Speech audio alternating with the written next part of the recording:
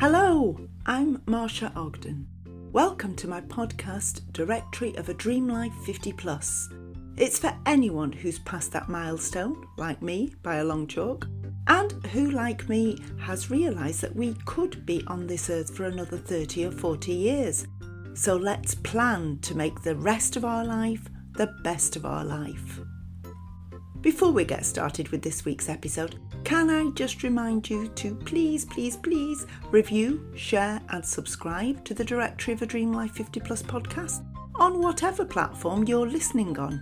And if you do want to plan to make the rest of your life the best of your life, take a look at www.googleit.com/mybestlife and find out more about My Best Life Journal and workshops. Welcome to episode 45 of the Directory of a Dream Life 50 Plus podcast. This one's called In Retirement, How I Got My Invention on National TV. And in a few moments you can hear the conversation I had with grandmapreneur Connie Inukai. You'll be exhausted when you hear how much she fits into her retirement. Anyway, before that, how is everyone? I'm feeling a lot more inspired this week, thank goodness. If you remember, I was in quite a fog for the last week or so. Apparently it is normal in these coronavirus times. Not that anybody knows what normal is. So I want to begin this episode by reading an extract from an article I read, which is quite reassuring. I've omitted a couple of sentences that are relevant to students at uni, but you can read the full article by following the link in the show notes. The article appeared in the online edition of the Chronicle of Higher Education, and it's called Why You Should Ignore All That Coronavirus-Inspired Productivity. It's written by Aisha Ahmed, who is an assistant professor of political science at the University of Toronto. So here goes. Your first few days and weeks in a crisis are crucial, and you should make ample room to allow for mental adjustment. It's perfectly normal and appropriate to feel bad and lost during this initial transition. No sane person feels good during a global disaster, so be grateful for the discomfort of your sanity. At this stage, I would focus on food, family, friends, and maybe fitness. You will not become an Olympic athlete in the next 2 weeks, so don't put ridiculous expectations on your body. Next, ignore everyone who's posting productivity porn on social media right now. It is okay that you keep waking up at 3 a.m. It is okay that you forgot to eat lunch and cannot do a Zoom yoga class. Know that you are not failing.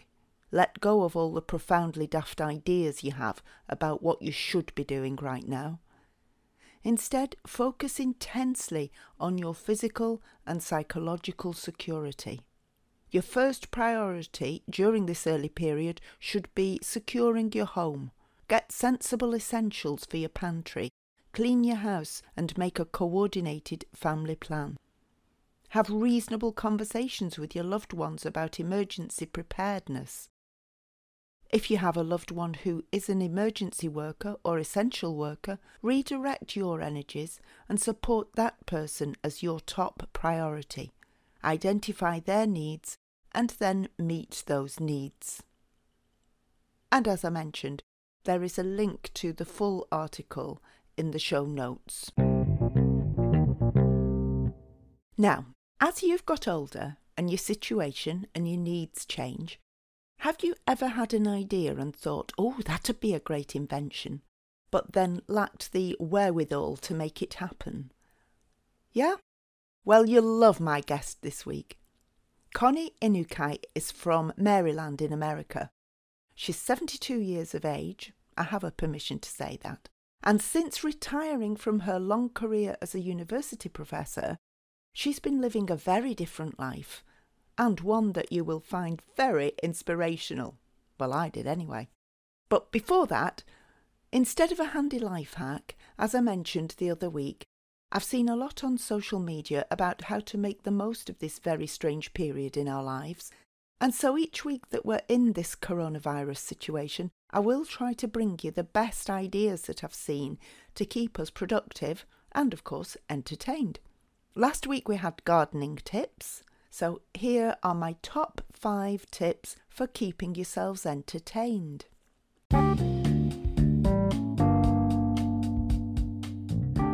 1. Rediscover an old board game, a jigsaw or a training manual. 2. Contact an old friend, one that you haven't spoken to for at least a year. 3. Write a limerick, 5 lines, A, B, B, A. I can give you an example. It's a bit cheeky. There once was a man called Reg who went with a girl in a hedge. Along came his wife with a big carving knife and cut off his meat and 2 veg. There you go, you get the idea. 4. Treat yourself to a scented bubble bath with candles, wine and a book. Don't drop it in though. 5. Have a kitchen disco. Play your favourite music and dance like no one's watching. They're not, because they're all in isolation, like you.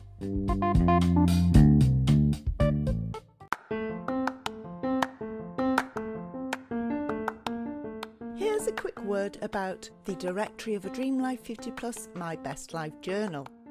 I'm going to stress again the benefits of journaling. And don't tell me you haven't got time.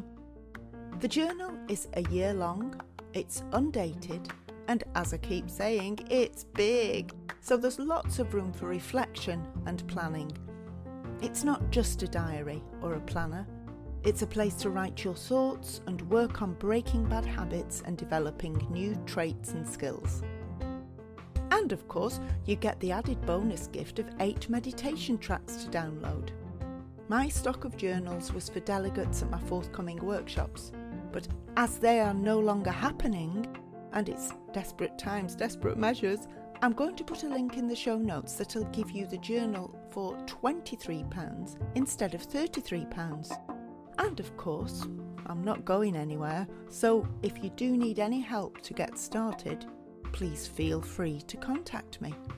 Have a look at the link.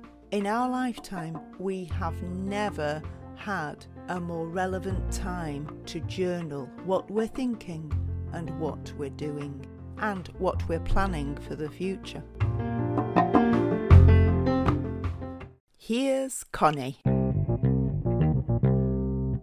Today on the Directory of a Dream Life 50 Plus podcast, I have the very lovely Connie Inukai, who is based in Maryland near Washington. Have I got my geography right? Did you say near Washington? DC. Near Washington, DC. And Connie is an inventor, a grandmapreneur, an author, and a caregiver to her 2 young grandchildren.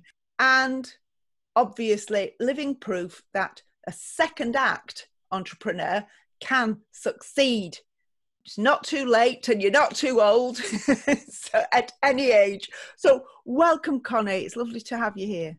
Thank you so much. You haven't always been an inventor, have you? But that's how you've really come into your own over the last few years, haven't you? So what did you do before and how did you get here?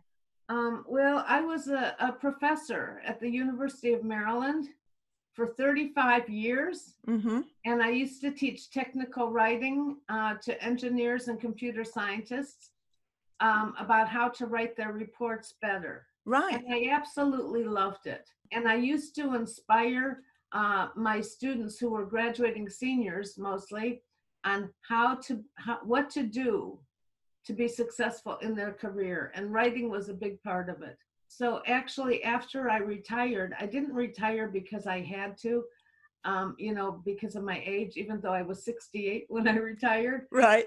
I didn't retire because of that. I retired because I had so many ideas of my own. And instead of just inspiring students, I decided to inspire myself. Wow. Other people my age. Well, that's brilliant, because a lot of people do have ideas, but they no longer have the passion to see them through, because you think Oh, it's too, if I'd thought about it 30 years ago, well, maybe. But a lot of people forget that 60, 70, we could be here for another 20, 30 years. So Exactly. why not be doing what you want to do? And passion has no age. Exactly. Yeah. Yeah. So how did you tell us what it is that you invented and how you got the wherewithal to get it produced and out to the market? Well, I got the idea because I used to go out to eat with my friends and with my family, and nobody could read the menu because the Mm-hmm. print was too small and the restaurant was too dark. So we had to pass around reading glasses, or we would hold the menu like this or like this, That's me. or, or take off our glasses to read it. And I said, there's got to be something. And so I invented Tip and Split. This is Mm-hmm. my product. Can you see it? Yes.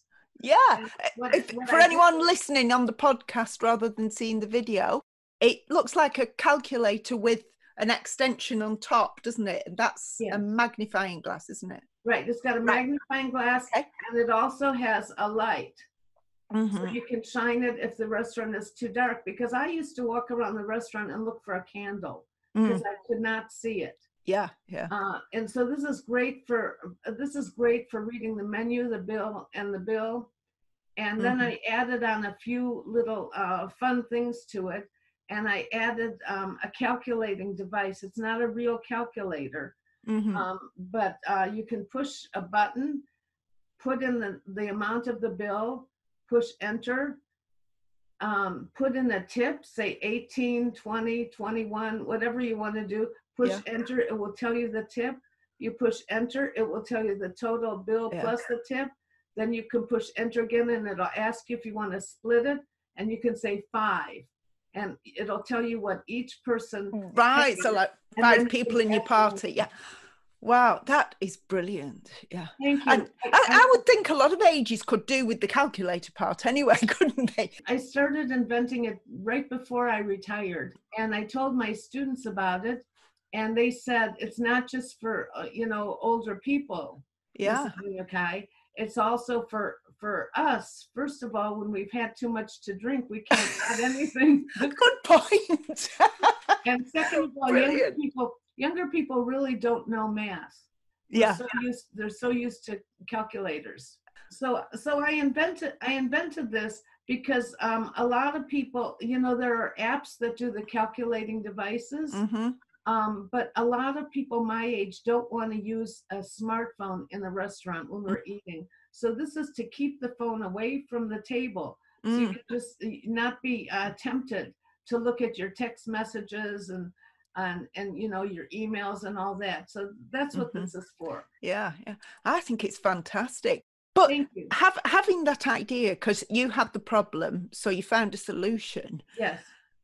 How did you manage to sort of find, I call it the wherewithal, it's such an old lady word, find the wherewithal to get it into production? Well, the best thing that happened to me is I'm divorced from a brilliant mathematician, Right. and we're friends. Mm-hmm. And he can do anything. He's an electrical engineer and a mathematician. And I told him my idea, and he developed all the algorithms to make it run smoothly. Uh-huh. So it's just push a button this, push a button that, push a Yeah. button this. So then I mean, he's been working with me the whole time. Mm-hmm. And then I found a manufacturer to produce it, manufacturer in China to produce Uh-huh. it. And then I started making it. Right. So was it easy to find a manufacturer because of your husband's contacts, or was it because you just found the right people on the internet searching for manufacturers, etc.?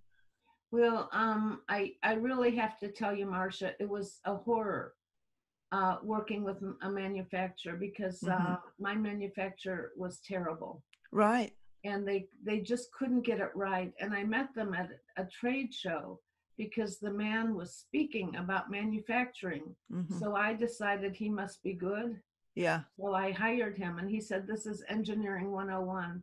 And it took him 1.5 years to develop it.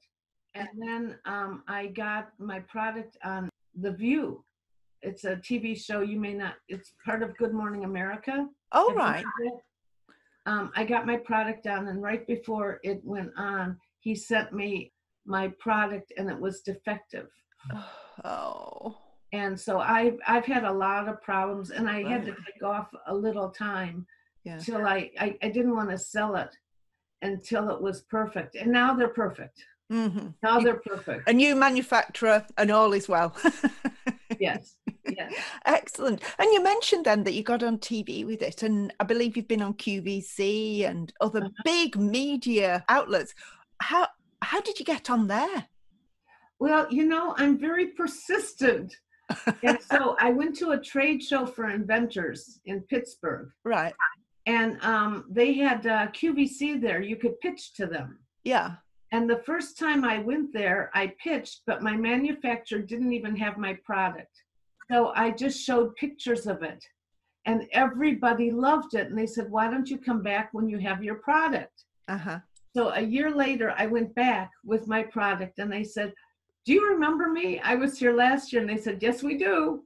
And they said, well, you told me to come back with my product, so here it is. Yeah, yeah. And they loved it, and they put me on QVC. Fantastic. So I'm still going. I have another invention that I decided not to go with because it's too difficult for me. It's for older people. It's something that works like an airbag. So when you fall down, you don't break your hip or your shoulder. And I thought that's a really good thing, because that's the biggest fear of people who are getting older, is falling down. I love that idea. I didn't pursue it because I just don't have the technology to back it. I was going to say, if anybody listening thinks, well, yes, it's fine for you, you're retired and you've got loads of time on your hands. You haven't, have you? Because am I right in thinking you've got your 2 young grandchildren living with you? Yes, I do. And we're doing homeschooling now and having fun. So I just told them that I'm going to be unavailable for a little bit of time, so they can come here. Yeah, but I have so many ideas, and I think a lot of people don't think that way. That everybody's got an idea. Everybody has an idea. Well, not everybody, but I've read that 3 out of 10 people have an invention in their head that they've never followed through on. Well, Les Brown, do you know Les Brown, the motivational speaker? Yes. He, who I've met, and he says that the cemetery is the richest place on earth because that's where all the ideas are buried. The people who had these fantastic ideas for books or paintings or inventions, and they just took them to the grave with them. Right. Well, I'm not going to be one of those. You're definitely not one of those. And tell me about this book that you wrote. This is a book that I wrote for other inventors because I had a lot of fun inventing it. So I wrote a book to help other people. How I got my product on QVC, the Today Show, The View, and more in my retirement. So it's a 25-page book. Anybody wants to email me on my website, I will send them a free PDF of this book. Oh, how's that? I'll be doing that, because a lot of the books are not written for us, for our age, are they? You've written it with our age group in mind. Yeah, I think you're younger than I am, but anyone over 50.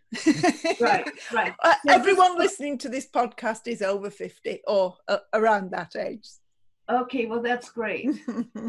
So I wrote that book, and I'm just having the time of my life. And I started speaking recently, so a lot of people want to know about how I got my publicity. Of course. So that's why I wrote my book. Yeah. And how are you doing over in the States now with coronavirus? I mean, we're very fortunate in the respect that we have the internet, we have phones, we have everything. We're not out of contact, are we? It is a very strange life that we're all living at the moment. How is that affecting you and your family? We're having a lot of time together, and I am absolutely loving it. But I'm doing one more thing. I used to be a writing teacher, so I'm writing a book about my life. Ah. Not really all about inventing, but it's about me Mhm. and my parents and my grandparents, and all of my experiences, so that I can pass it down to future generations. Yeah. And the reason I thought about this, Marcia, is that I thought about it way before the coronavirus, but I thought about it when Kobe Bryant died. He was a big basketball player, and he died in a plane crash with his daughter. Everybody, his future generations, are going to know everything about him. Yeah. Because he was in the news all the time. But what about the ordinary people like us? Who's going to know about us? So I decided to write my story so my children will know about me. I keep pushing my grandchildren to realize that they are living a huge moment in history. So write everything down, and I'm collecting newspaper headlines, etc., for one of my grandsons who's putting a memory book together. And what we're doing now and how we've had to adapt our lives will be a huge part of history in a few years' time, won't it? Oh yeah. Well, this is really, really something, and most people have the time to do this. So I spent weeks gathering up all of my old pictures, because the new ones are on digital and on the phone, but I learned how to put the old photo albums into digital format. Right. So you're asking how this affects me. So I'm trying to put my skills to use, because I was a writing teacher, and writing is very important, and I'm retired now, and I have 5 grandchildren, and I want to make sure that they remember me. Of course, yeah. I think that's an amazing idea. So I'm having a very fun time learning now about how to make a book, how to use templates to organize it, what kind of text to write. Yeah. Most of my pictures are gonna have captions on them, so people will remember it. Yeah. Me. I'm only doing my grandparents. Right. And my parents, I'm doing a lot about my parents. Yeah. Not a lot, maybe 2 pages for each parent. Right. So it's from information that you know already. And pictures that I have. Yeah. And then I haven't gotten yet to. I'm still at high school. Right. Oh, talking about that, now seems like a good time to ask you the question that I do ask most of my guests. If you were to meet the teenage Connie and she could see you now and what you're doing now, what would she think? Yes, I'm really proud of the way we did that. And what might she think? I wish we'd approached that differently going through our life. That's a very interesting question.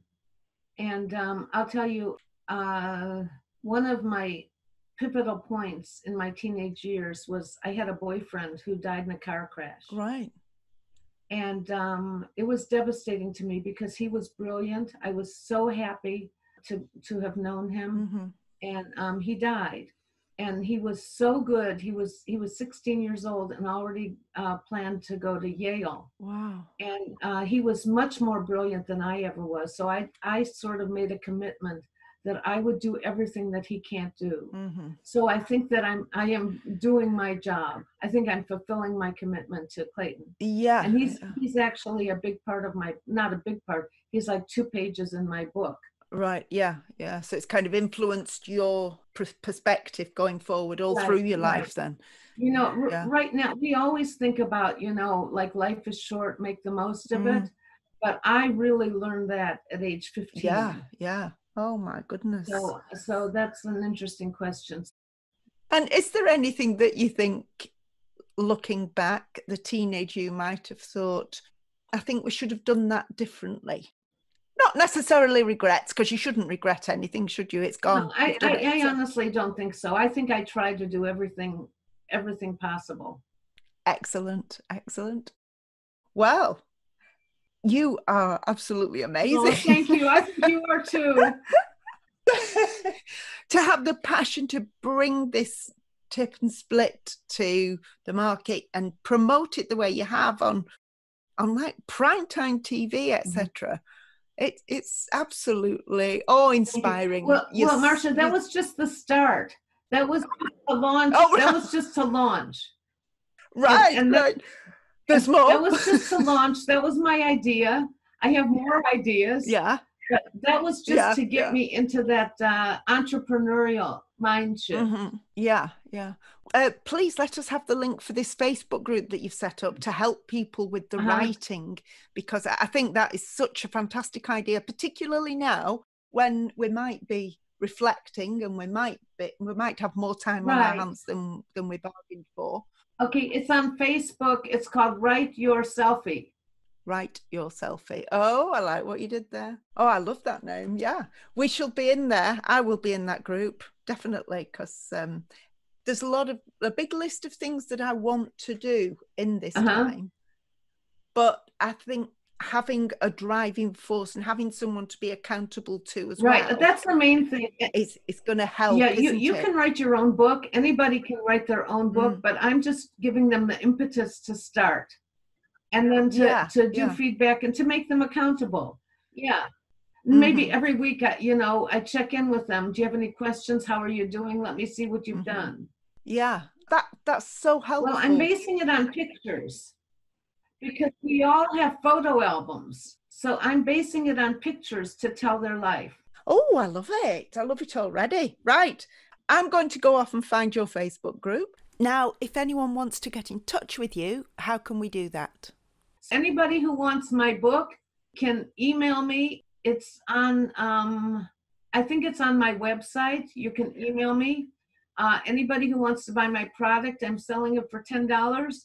That's a really good bargain. And then anybody who wants to write their selfie, that's great. And anybody who wants to talk about inventing to me can connect with me. Right, yes. Okay. I'm going to put all the links in the show notes. But yes, you said that's a special deal, isn't it, on the product itself? I normally sold it for $19.95, and now it's $10. I just changed the price for you. Fantastic. That's what we like to hear. So yeah, as I say, all the links will be in the show notes. Do keep in touch. Thank you so much. And have a lovely day. Thank you. Bye. Thanks, Connie. Thanks. Isn't she amazing, ladies and gentlemen? If you do want to take Connie up on her offer, there's a link in the show notes to her website and social media. And I do want to add that if you're listening from the UK, there will obviously be a charge for delivery on the Tip and Split. Here's the quiz question. The answer to last week's quiz is the Bee Gees.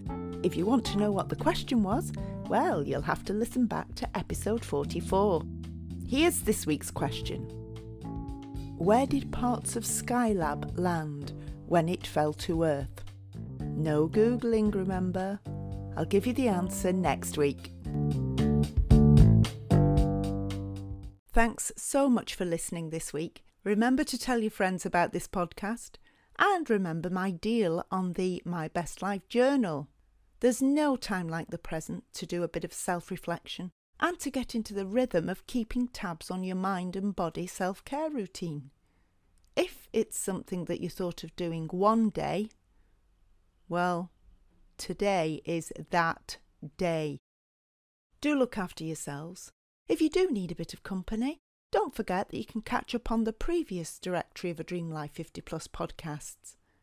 If we've learned anything by our age, it's that nothing is forever. It's just a very strange time. See you next week. The Directory of a Dream Life 50 Plus podcast is created and produced by me, Marcia Ogden, and it's available on several platforms, as well as via our website. So please keep listening and tell your friends all about it. Do follow us on Instagram and Facebook too. You'll find all the relevant links in the show notes. Directory of a Dream Life 50 Plus is about making our life happier and easier. So if you do have suggestions or if you'd like to be a guest on the show, just drop me a line at marcia@googlit.com. Have a fantastically happy week, and I'll see you next time.